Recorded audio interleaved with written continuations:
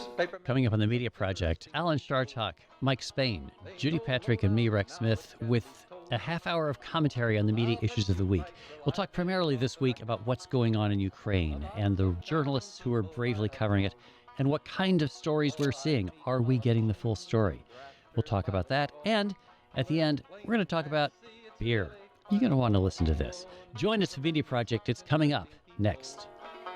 They wallow in corruption.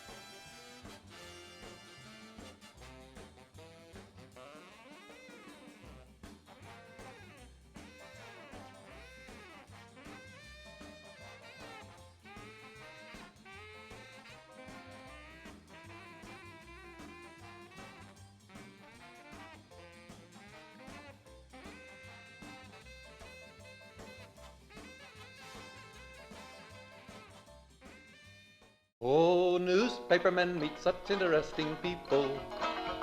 They know the lowdown, now it can be told. I'll tell you quite reliably off the record about some charming people I have known. For I meet politicians and grafters by the score, killers plain and fancy, it's really quite a bore. Oh, newspapermen meet such interesting people. They wallow in corruption, crime and gore. Ting-a-ling-ling, city desk, full of press, extra, extra, read all about it, it's a mess, meets the test. Oh, newspapermen meet such interesting people. It's wonderful to represent the press. It's the Media Project. This is a half hour of conversation among veteran journalists about things that have been going on in the news media in recent days. And we invite you to join us by sending your views to media@wamc.org, and we will share them with you. I'm Rex Smith, here with Dr. Alan Chartock, who runs Northeast Public Radio, and Judy Patrick, formerly the editor of the Daily Gazette in Schenectady, and Mike Spain. Mike and I were together in the Times Union newsroom. We were kind of the Butch and the Kid, weren't we? Yeah, I was going to say Frick and Frack. Frick and Frack. Yeah. Mutt and Jeff, maybe. I don't know. Who were we? Who were Mutt and Jeff? Alan, you're old enough to know that. No, they were a comic strip, Mutt and Jeff. That's appropriate. Yeah. Anyway, so here we are with some thoughts on what's been going on in the media. And Dr. Chartock, I might actually ask you a question these days about tolerances. What people are willing to tolerate in their news consumption. And I ask you first because you are a noted consumer of the media. Tolerator. Tolerator. You talk about like getting up in the middle of the night to read the New York Times. And I think that we are at a stage where people are so overwhelmed by the news that they are turning away from it entirely. And I honestly don't know what to do. As a journalist, if I were running a newsroom now, what would you do to try to bring people to back in again? Well, you know, Rex, or your Rexiness, I don't know the answer to that question. All I know is that when I walk into the television room and turn the television on, I quickly turn it off because I don't find anything new. So if they're showing me Ukraine and how it is being attacked by the Russians, yes, I get that. And I see it all the time on the news. But I don't see anything that really is making me say, as you have always said, Rex, golly gee whiz, Martha, look at that. I don't know. Mike, you have any good solutions here? There is a risk. You know, studies have even shown that people who watched so many hours of news right after 9/11 exhibited 10, 12 years later, exhibited some of the symptoms of post-traumatic stress syndrome. And I can understand that. And there is a danger of being glued to the feed that you're looking at or to the 24-hour news station and just kind of drinking it all in. It can cause depression. It can cause mental health problems. So people are urged to kind of move around. And I think that's sort of behind the Golly Martha approach. So instead of just writing and producing and delivering stories about the horrible, horrible assault on Ukraine going on right now, you know, we're reading about spiders that are coming from Japan and moving to North America, and we're scaring people, but it's a conversation that's sort of a distraction from some of it. And then we're reading about Netflix, and how they're going to go after people who share passwords. So, I mean, there's little things and big things. It's like a healthy diet. You need all kinds of news to stay in a good state of mind, and you should be aware of what's going on, but don't overdose. Well, that's always been sort of the approach of newspapers anyway, that you would throw in, comic strips and crosswords and so on. Exactly. I read a really good column about this by Rex Smith. Oh, well, thank you. Gosh, I can't imagine. Who talked about the need to break away every once in a while. I have had this problem, especially with Twitter, especially with social media, because you get consumed by it. They call it doom scrolling. You're just watching and watching what's going to happen next. And I got very anxious, and I had to break away. Try to not watch the news or pay any attention to the news for 24 hours, because you cannot solve this problem. You are just an observer. You are not going to, stop the fighting in Ukraine. And once you realize that, it's okay to break away for 24 hours, just to see if you can. I challenge all of you out there to try it, because it's very difficult. Yeah, actually, that's interesting. There was an experiment that is run every year by the people who run the National Center for News Literacy at Stony Brook University, where they take the students who have signed up for the news literacy course and they say, this week, keep a journal, but your goal is every day to avoid the news. Don't read the news. Don't pay attention to the news. Don't consume news. And the students find it impossible. They are amazed to find how much stuff they actually take in almost accidentally. That's kind of one of the challenges for local newsrooms that are diminishing in size and scope and financial success, is that people get news from so many different places. It's so ubiquitous that people think they need local news outlets less than they used to. But the problem is, who else covers your town board, your school board, if you don't have your local news outlet? Well, you often talk about this, Rex. I've always believed that nature does abhor a vacuum, except sometimes.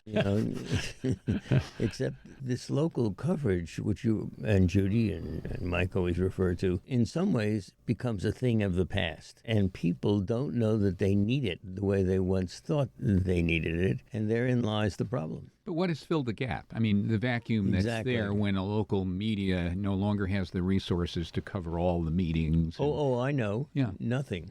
No, I don't know. I mean, different organizations, institutions, government bodies, school boards start putting out their own social media, start running their own Facebook pages, start distributing their version of what's going on and controlling what gets out there a lot more effectively when they are not challenged. And that's useful. I mean, if you're going to get the bus schedule, you're going to get the cafeteria food of the week, or you're going to get schedules of practices or events in the school district, that's great to have. But if the school board is voting on, funding something that is near and dear to your heart, repairing a building, bringing in a program, or cutting a program, especially cutting a program, there's really not any, guarantee that you're going to find out about it just by looking at the email, the Twitter feed, the Facebook page that organization puts Well, on. Mikey, suppose you don't. Suppose you have no idea that something happened.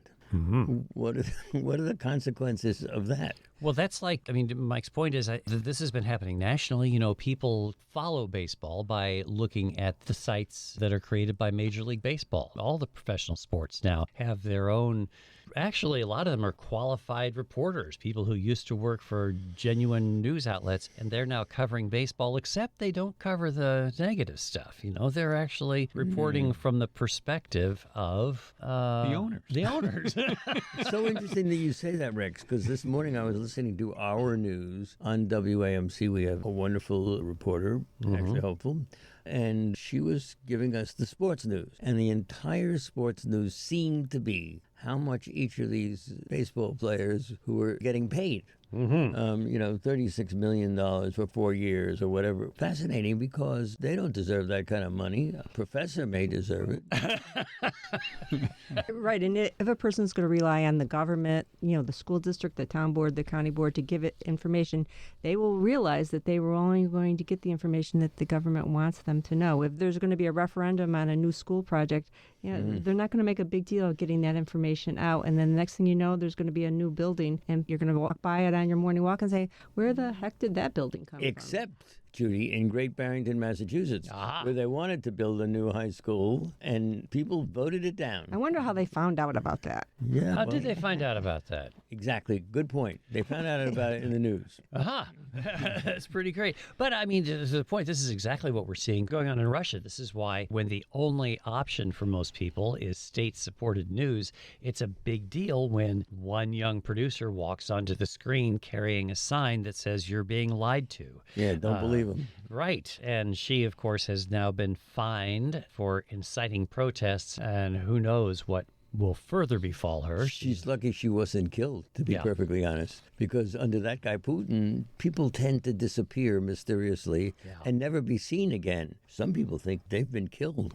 Well, he actually has murdered journalists. Committee to Protect Journalists has documented, well, he wouldn't concede that he has, but has documented cases of people being assassinated after brave journalists, after actually leading newsrooms or being aggressive investigative reporters. And this is why when we had a president in this country who admired Putin and declared the media the enemy of the people. It was sort of owned by Putin. you would kind of think. How destructive that was to journalists across the globe, not just here. Yeah, an important point. We're all holding our breath on that Russian journalist because something will happen. Putin is not going to let that stand. She was fined initially the equivalent of about $300 American, and she was released, and she's talking. She has given some interviews, but she certainly will face criminal charges. I can't imagine she won't. An example needs to be made, I'm sure. That's the way they feel. Sure. And it will be difficult for that message to get out. But getting back to that point, when it was only state media now and other independent media has been shut down or throttled down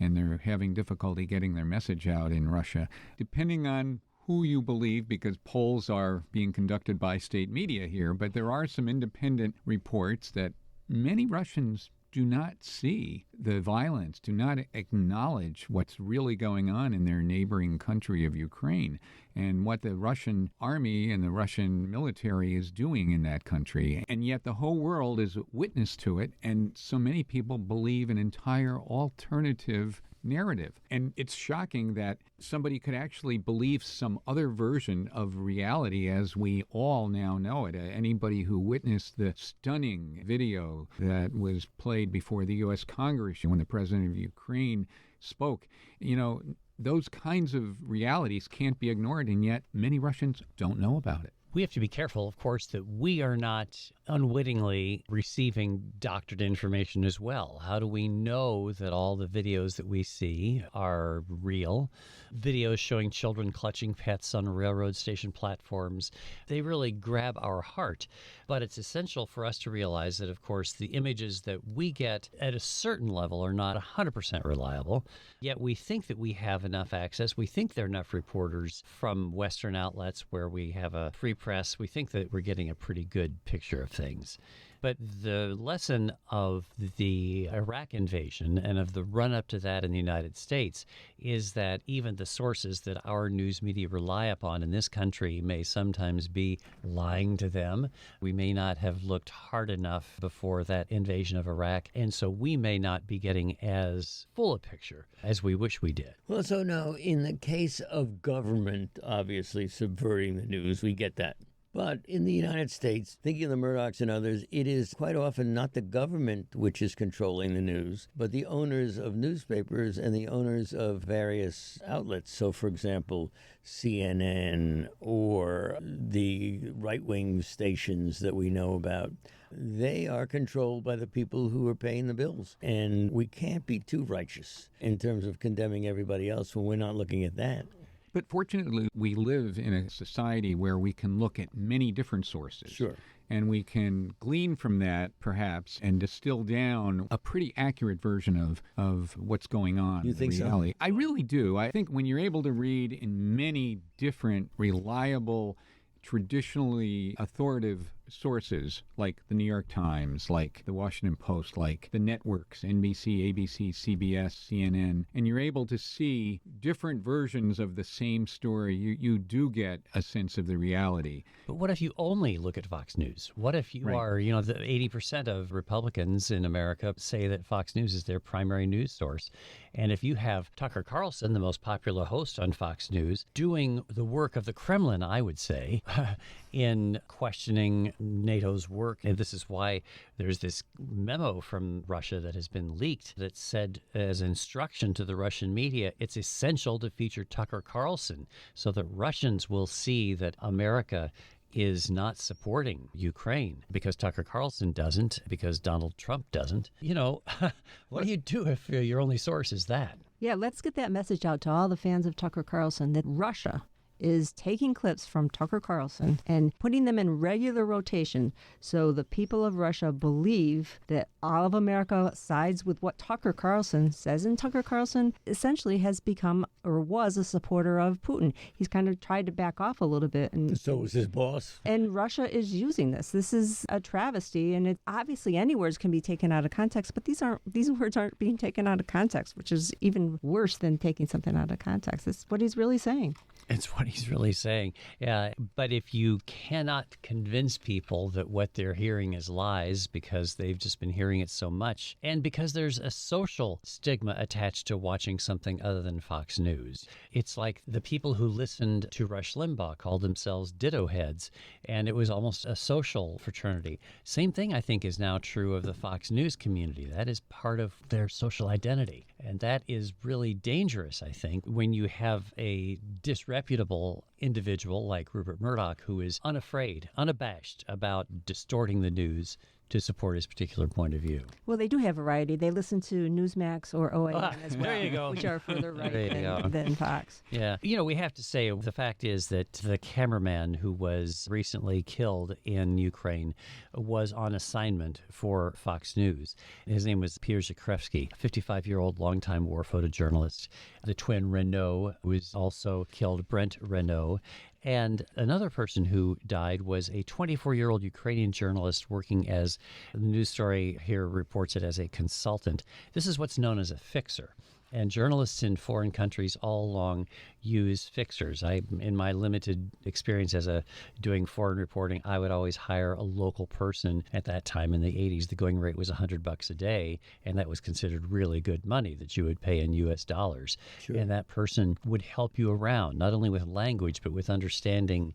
Like I hired a guy in El Salvador once who had spent time in prison, and I think he gained certain expertise, let's say, in helping me figure out how to get around roadblocks and the like. I wanted to talk a moment about Germany. Remember the Germans? There were those people after World War II who felt, respectable people, that Germany should be leveled and should never be allowed to stand up and run a government again. They should become completely agricultural. And there were some very impressive people who were for that because of the German mindset and the experience that we had seen over and over again.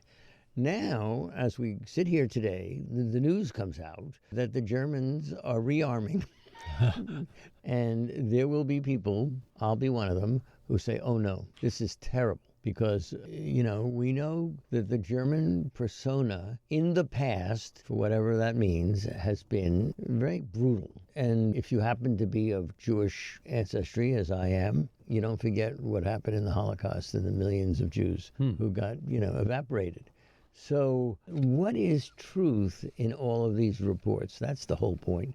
What is truth? We're very proud of ourselves here on the Media Project because we have a free press. But my question is, how free is it? Well, the fact that you're talking in detail about the stories today, about the expenditure of $100 billion to build their military in Germany and the enthusiastic support from their elected officials for and that. Their people. And the people. We know about it. We're talking about it because it remains a country with a free press. It built a democracy, an impressive democracy, and that it is reaching a level of maturity where it wants to be able to defend itself against foreign invaders, which are not far away when Well, you you know, see what's Mike- going on in Ukraine. We're talking about it. I understand the fear, and it's unsettling to think about a powerful military complex of Germany, but still, we're talking about it, and that is the benefit of the free press that we live with. Yeah, well, I don't exactly see it that way. I mean, I think that there is something widely dismissed by political scientists called national character. And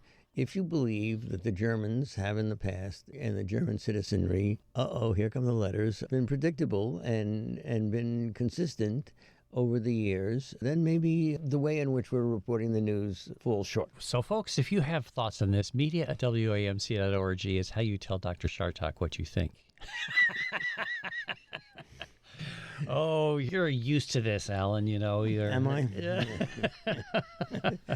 Media@wamc.org. We're happy to have your points of view here, and we do need to pay tribute to those brave journalists who are both Americans and non-Americans. I mean, the fact that NPR, for example, has one of the morning edition anchors in not Kyiv, but in Leave. What everybody does. Yeah. I mean, that's what's so Right. interesting about this whole thing. I think the West Side News may have somebody over in The West Kyiv, Side right? News. But it's more than journalists getting hurt. I mean, I think Russian troops that have been in and have arrived in Ukraine are doing efforts to suppress the press that they have encountered. That needs to be noted. And the question has become whether or not journalists are being targeted, or is it because there's such indiscriminate killing of civilians that certainly that's going to happen because journalists are amid Absolutely the right. civilians interviewing them, which they need to do. So what do you do about that? I mean, everybody in this room has been an editor except me. Oh, yeah, because you were a You're a publisher. publisher. Yeah. Yeah, publisher, right. Most interesting people. Yeah, they don't have to make those hard Why does decisions about everybody- sending people Why to does war. everybody Tell have us, Pete. Why does everybody have a smile on their face? But okay, you have to make a decision as to whether to send a person over to Kyiv and face the potential of death. And I wonder, as editors, I wanted to ask you, that can't be an easy thing to do, right? Well, if there are times when you're nervous about it, when you're sending somebody out into a storm. If there's a hurricane coming or a blizzard even, if there is unrest on Civil the streets. unrest, Yeah, sure. civil unrest, it's very dangerous. for I don't know. reporting. I don't know that it's the same thing. I mean, look, the Russians are surrounding this place. Yeah. They are bombing indiscriminately. They're doing anything they can in order to frighten everybody. And I think the chances of really being offed are quite good if you're a journalist right now. Well, And we see it happening. well, there's certainly an obligation in media to tell the story, tell it as thoroughly as you can and accurately as you can. And that does require to have boots on the ground, so to speak. And yet you also have an obligation to protect your people. That's why when you see these journalists, some of the TV journalists, you'll see them wearing flak jackets, helmets, etc. And there is, certainly protocols to avoid risk as much as possible. And then no question about it, some people are attracted to the adventure of being around where news is breaking, worldwide news is breaking in a spectacular and in a horrific way, and they want to be close to where it is so they can tell the story, make their name in journalism. And there is some of that, but maybe, the employers exploit that goal, but nonetheless, the intent, the goal, the obligation is to get the story. Mike, I was thinking about this. In previous dangerous situations, like the ones we're talking about, people would be very proud to put journalist on their flak jacket. Journalist. In other words, don't kill me because I'm a journalist. That doesn't apply in this one. No, it doesn't anymore. Anywhere, it doesn't. My wife would tell you that I have a T-shirt collection of, the 1980 Black Hills International Survival Gathering. But I've got one from El Salvador, a white T-shirt that on the back in big letters says, Periodista no dispare, which means journalist, don't shoot. Don't kill me. In those days, people used to pay attention to that. I think I've mentioned Now this. they pay attention to it, but the other But way. the other way around, right? You're a target. I mean, it was kind of a joke for the Salvadoran Press Corps Association, but not really. I mean, we would use masking tape to put TV on the side of the cars. I've talked about that before on this TV, program. right. That TV, because means people would media. understand that Yeah. that meant you're a journalist. But I think that now you're as much a target as anything else, or maybe even more so. So it's risky business, and the people that go there are brave, and we are the beneficiaries of that, we in the free world, because we get to see the result of their heroism in getting there to tell the story. I hope that the story is accurate. I hope they're telling it correctly. I have confidence that they are because I've seen so many different sources basically come to a consensus of what's really going on. But there is, as much as we complain about Tucker Carlson, there were legitimate conversations going on in the weeks prior to the launch of this war on Ukraine that Russia had some, perhaps in people's views, legitimacy because of the West sort of pushing NATO farther east. And, there were, scholars and historians that were likening this to the, Cuban missiles or having an enemy at your border and sort of talking about it in broader terms. But whatever the reasons for all of it is, the result has been a horrific assault on civilian targets and destruction of a very thriving country that was emerging as a democracy in the world. And that's the story that's going on now. You can talk about what led up to it, and I think it's important to do it, but it's happening. And I don't think anything we're getting is fake news out of Ukraine. All right, and these big, important topics, because we believe in giving people a break, we're now going to talk about beer. Golly, Marcia. Martha, whatever. Whoever it is. So we read in the magazine of public radio, Current, that some public radio stations are trying to get their audience, trying to reach out to new audiences by branding some beers. Because, beer is a very popular thing among young people. Not me, I hate beer. I never drink it. So much for that these opportunity. studies, Alan. And this is the media project, after all. Public radio That's why I listeners invented it. consume more beer than the general public by 20%, according to one study. That's a fabulous study.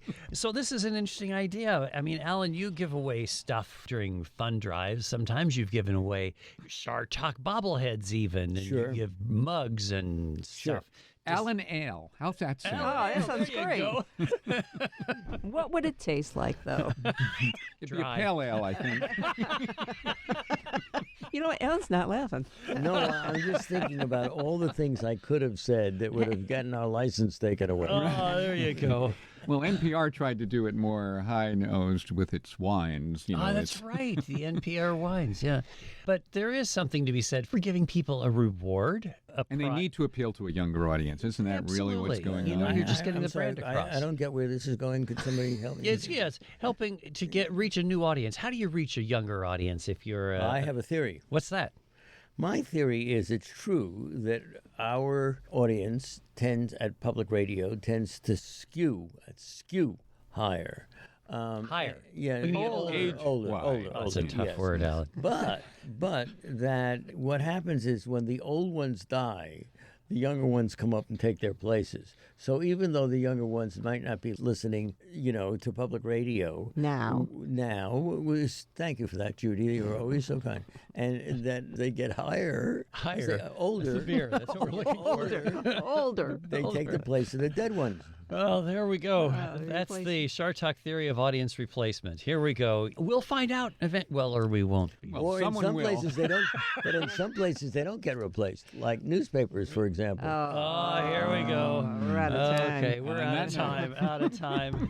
We're out of luck, too. That's all. The Media Project this week. Judy Patrick, Mike Spain, Alan Chartock, and I'm Rex Smith. With gratitude to David Castina, our producer, and you folks for joining us on the Media Project. It's the bill. Oh, newspapermen are such interesting people. It's wonderful to represent the bill. The Media Project is a production of WAMC Northeast Public Radio. Alan Chartock is CEO of WAMC, Professor Emeritus at the State University of New York, commentator, columnist, and author. Rex Smith is the former editor of the Albany Times-Union. Judy Patrick is the Vice President for Editorial Development for the New York Press Association. And Mike Spain is the former Associate Editor of the Albany Times-Union. You can listen to or podcast The Media Project anytime at WAMC.org or just download the WAMC app for your iPhone or Android at the Play Store today. Thanks for listening. Ting-ling-a-ling, advertising, get those readers, get that payoff. What a headache, what a mess. Oh, publishers are such interesting people. Let's give 3 cheers for freedom of the press.